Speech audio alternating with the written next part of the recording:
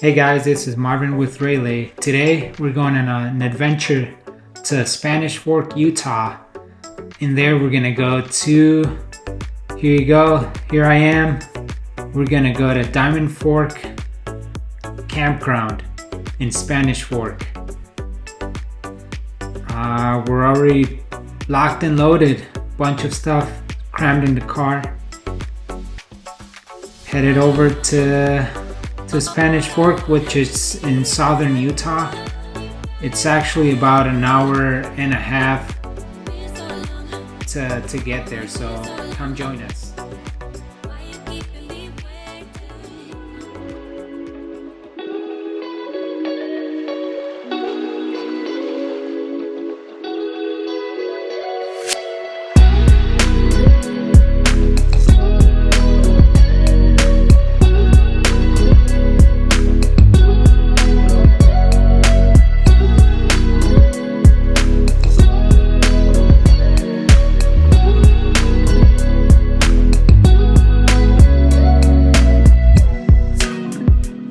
So right here, the first things we do is set up the canopy.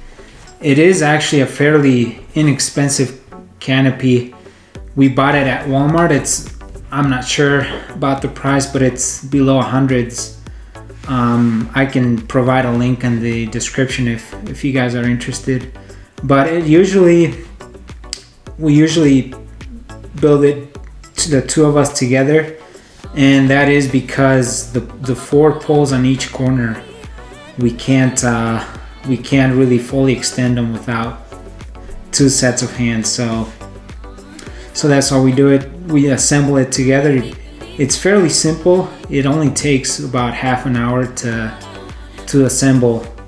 And then so it's basically just at each pole you pull it up, and it's got an anchor bolt kind of thing that once you go past it, it'll push out. And then the tarp, or you could say the roof of that canopy itself, is fairly simple. It's got a bunch of Velcros.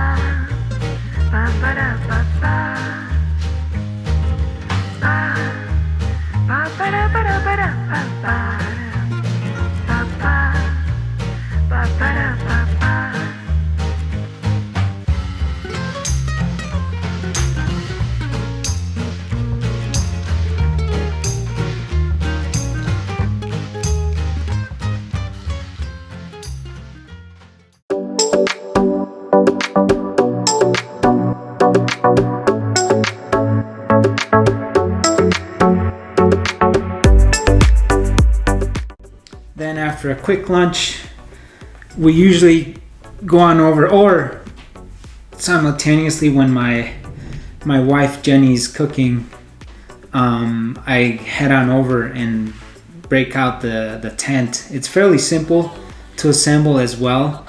I really like this tent. It actually wasn't too expensive.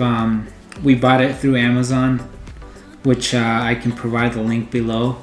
But it equally, like the canopy, it has four sets of anchor points. You could say columns that you first lay them on the ground, and then you pull them up, and then you kind of push in one of the columns per se, and then it, similar to the canopy, it's got a bolt that once you go past it, it'll kind of lock itself. And then the tarp, equally like the canopy, it has Velcro tie-ins, and then it has some clips as well that you kind of attach to the four columns per se.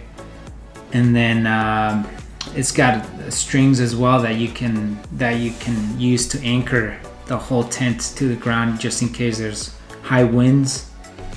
it doesn't pull it away.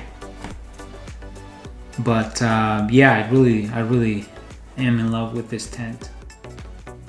One last thing, guys, I want to say is that when we go out camping, one of the important aspects of camping is going hiking, and so we make it a point to get a hike, at least one hike in when we go camping.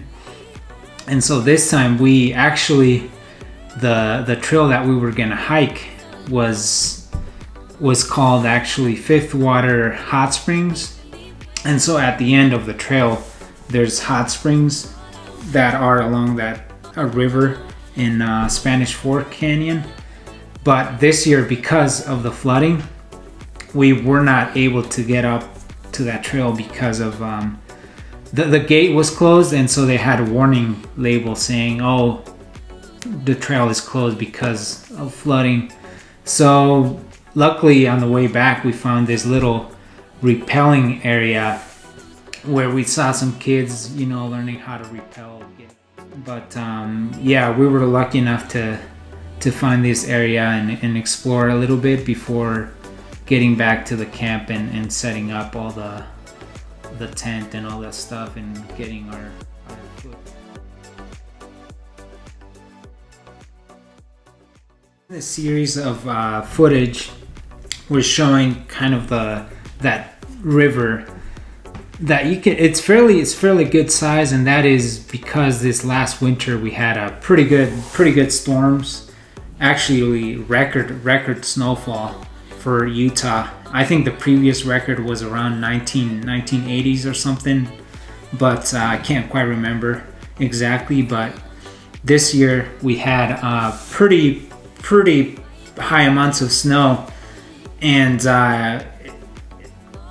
you know, the local reservoirs, we actually had to drain them because of all the water that was gonna pour down the mountain.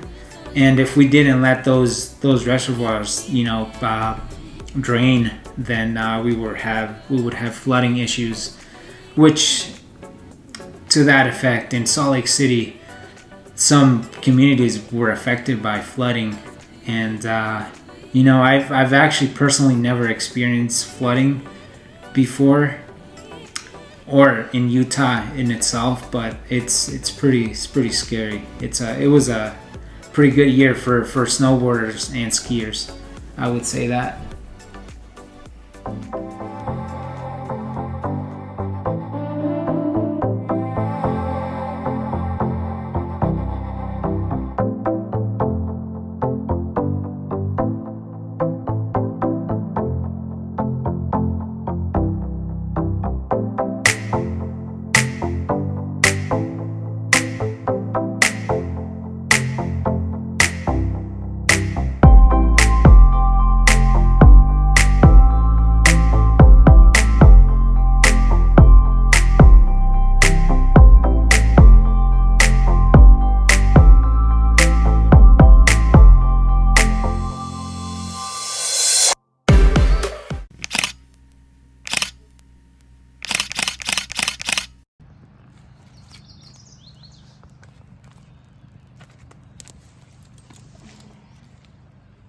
In the farm, you haven't seen the color.